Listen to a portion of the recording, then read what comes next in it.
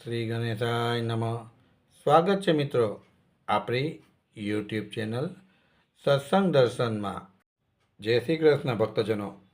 ભક્તિ, શ્રદ્ધા અને ભગવાન પ્રત્યેનો અડગ વિશ્વાસથી ભરેલા પવિત્ર પુરુષોત્તમ માસ દરેક ભક્તના જીવનમાં સુખ, શાંતિ અને કલ્યાણ લાવે. આજે આપણે સાંભળવા જઈ રહ્યા છીએ એક હૃદયસ્પર્શી અને પ્રેરણાદાયક સાસુ વહુની વાર્તા, જેમાં પરિવારના સંબંધો, ભક્તિની શક્તિ અને પુરુષોત્તમ ભગવાનની અપરંપાર કૃપાનો અદ્ભુત મહિમા જોવા મળશે. આ વાર્તા માત્ર મનોરંજન નથી, પરંતુ જીવનને સાચી દિશા બતાવવાનો આધ્યાત્મિક સંદેશ પણ આપે છે.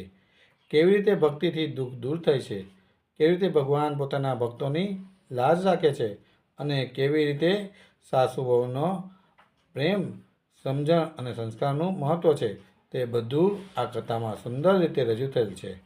તો ભક્તો, વિડીયો અંત સુધી જરૂર જોતા રહેજો, કારણ કે આ વાર્તાનો દરેક પ્રસંગ તમારા હૃદયને ભક્તિથી ભરી દેશે. રામપુર નામે એક ગામ હતું. આ ગામમાં સાસુ વહુ રહે, ખાધે પીધે સુખી, વ્રત તપ કરે, ધર્મ ધ્યાન કરે.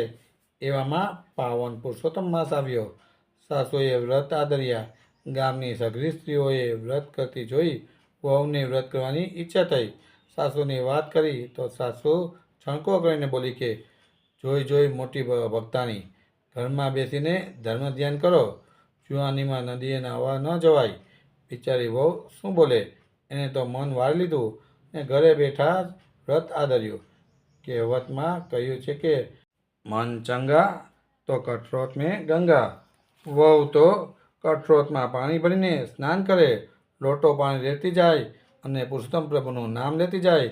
પછી આંગણામાં બેસીને વાર્તા કરે. રસ્તેથી કોઈ બ્રાહ્મણ નીકળે તો પાય પૈસો દક્ષિણા આપે. એક દિવસની વાત છે. સાસુ નદીએ નાહવા ગઈ. નાહતા નાહતા જમણા હાથની આંગળીએ પહેરેલી વીંટી પાણીમાં પડી ગઈ. સાસુ તો ઘાંગી થઈ ગઈ.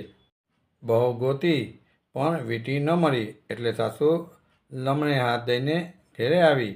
આ બાજુ વહુ કઠોતમાં પાણી લઈને સ્નાન કરે છે. સ્નાન કરતાં કરતાં કઠોતમાં વીંટી દેખાણી.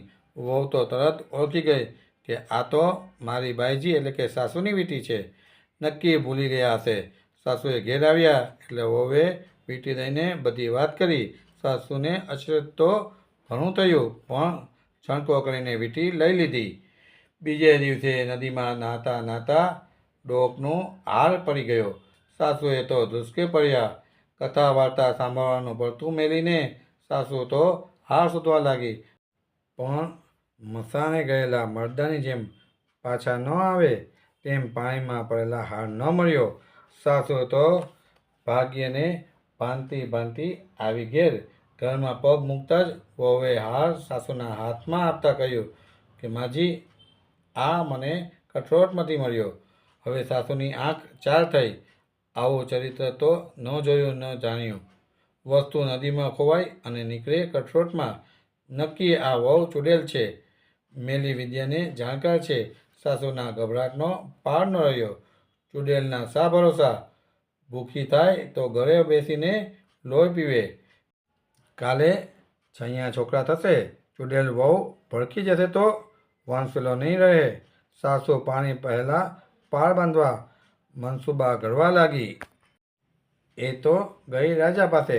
જઈને વાત કરી કે મારા છોકરાની વહુ ચૂડેલ છે, માન્યમાં ન આવે એવા વિચિત્ર વ્યવહાર કરે છે. બુરાતી થશે તો આખા ગામને ભડકી જશે, માટે એને સૂલીએ ચડાવી દો. રાજા ઘણો ભલો અને દયાળુ હતો. એ બોલ્યો કે માજી, મારે પુરુષોત્તમ વ્રત છે. આ પવિત્ર માસમાં મારાથી કોઈને હત્યા ન થાય, માટે આ મહિનો પૂરો થવા દો. ઉજવણું થઈ જાય પછી એ ચૂડેલનું ડોકું ધરથી જુદું કરીશું. સાસુ તો ઘરે આવી. મહિનો પૂરો થયા પછી રાજાએ યજ્ઞ કર્યો.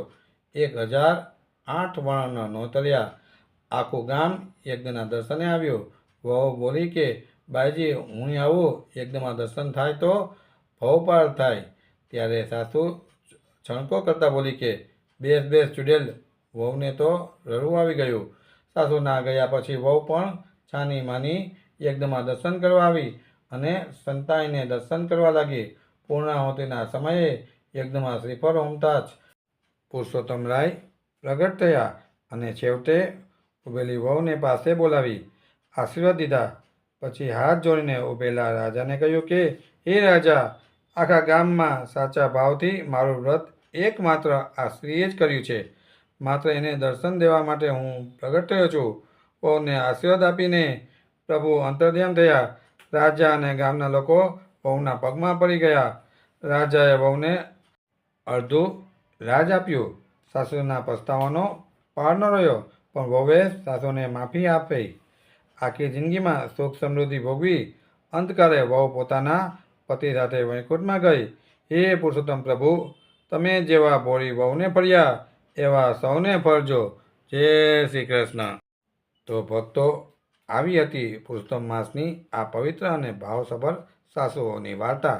આ કથામાંથી આપણે શીખવા મળે છે કે જ્યાં ભક્તિ, સદાવ અને ભગવાન પ્રત્યેનો વિશ્વાસ હોય ત્યાં જીવનના મોટેથી મોટા સંકટ પણ સરળ બની જાય છે. પુરુષોત્તમ ભગવાન પોતાના ભક્તોને ક્યારેય નિરાશ કરતા નથી.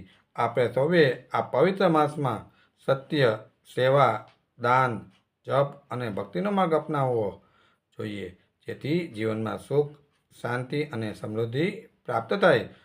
જો આપને આ વાર્તા ગમી હોય તો વિડીયોને લાઈક કરો, શેર કરો અને ચેનલને સબસ્ક્રાઈબ કરવાનું ભૂલશો નહીં. કોમેન્ટમાં જરૂર લખજો, જય શ્રી પુરુષોત્તમ. ફરી મળીશું આવી જ એક નવી પવિત્ર અને પ્રેરણાદાયક વાર્તા સાથે. ત્યાં સુધી ભગવાન શ્રી હરિ આપ સૌ પર પોતાની કૃપા વરસાવતા રહે. જય શ્રી કૃષ્ણ મિત્ર.